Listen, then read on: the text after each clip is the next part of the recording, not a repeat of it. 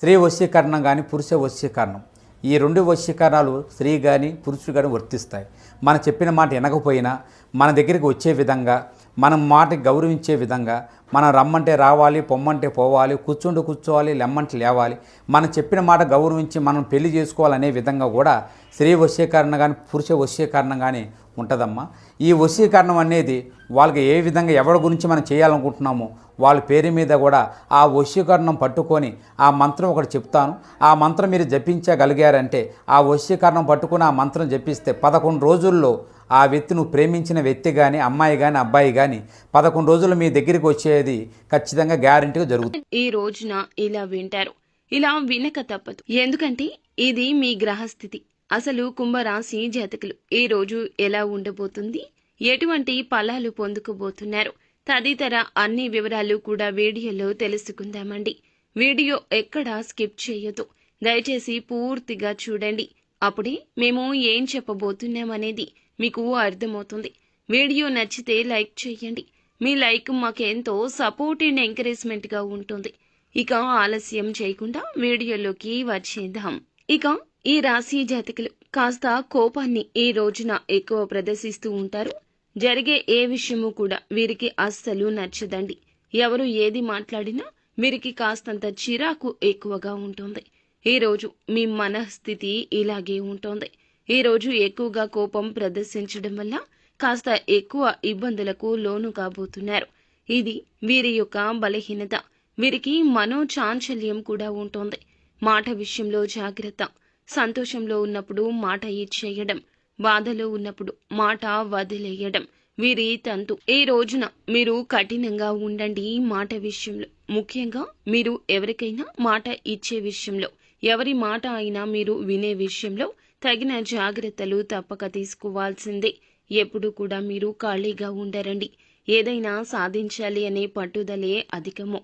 ముఖ్యంగా ఈ రోజున ఈ రాశి జాతకుల దినఫలాల ప్రకారం మధ్యాహ్నం 3 గంటలు దాటాక వినకూడని ఒక వార్త వినబోతున్నారు. మరి ఏ ఆదాయ మార్గం ద్వారా మీకు డబ్బు వస్తుందో ఆ విషయంలో జాగ్రత్త. నూతన నిర్ణయాలు తీసుకోవద్దు. నూతన వ్యక్తుల కలయిక కూడా అస్సలు మంచిది కాదు. దీనికి సంబంధించి ఒక నష్టపూరితమైన వార్త అయితే వినబోతున్నారు.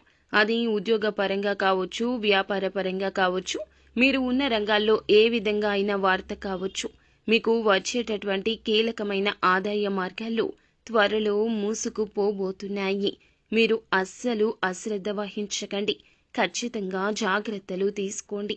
ఇక కుల వృత్తులు చేస్తున్న వారికైనా, ఎటువంటి వ్యాపారాలు చేస్తున్న వారికైనా, లేదా ఉద్యోగాలు చేస్తున్న వారైనా సరే ఈ రోజున తప్పకుండా ఈ జాగ్రత్తలు తీసుకోండి. మీరు మాట్లాడే విషయంలో, మీ చేతల విషయంలో, మీ నూతన నిర్ణయాల విషయంలో చాలా అప్రమత్తత అవసరము.